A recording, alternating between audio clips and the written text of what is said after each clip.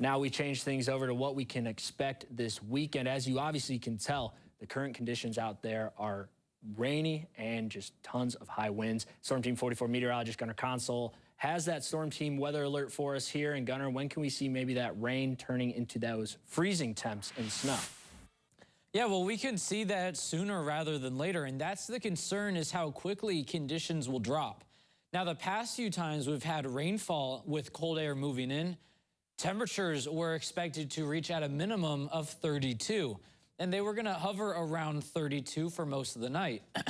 The issue with tonight is we are going to be dealing with temperatures dropping quickly below freezing and then remaining well below freezing. So the wind you see on the tower camera shaking them, these are the colder winds moving in as we speak. So those wet roadways out there, especially those bridges and overpasses, I cannot understate this enough.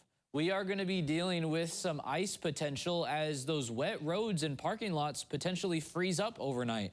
Right now we're close to 50 degrees, but colder air is already in the tri-state. And we are dealing with winds steady out at around 17 miles per hour from the west. Now, we will continue to deal with those colder conditions moving in. To drive that point home, let's look at Illinois.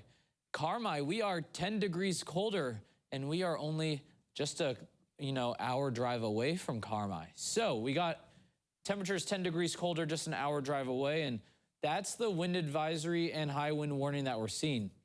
This is for the cold front as it pushes through.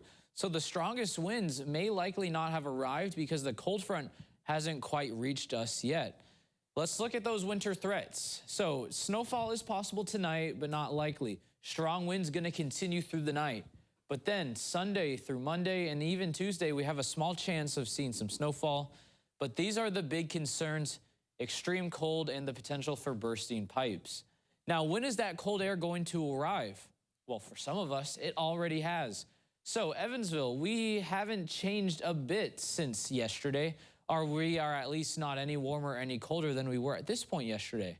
But look across the Wabash River, we're 12, 13 degrees colder than this point yesterday, which means that cold air is rushing in and rushing in quickly. It is.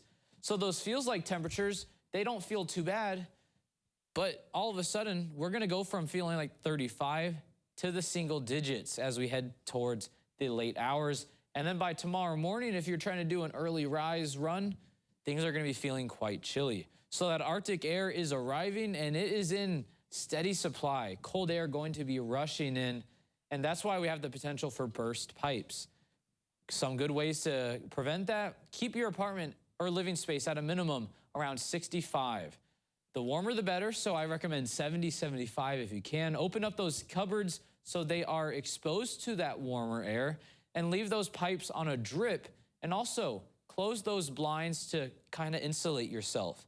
So that way that cold wind and cold air doesn't really reach and interact with your living space quite as much.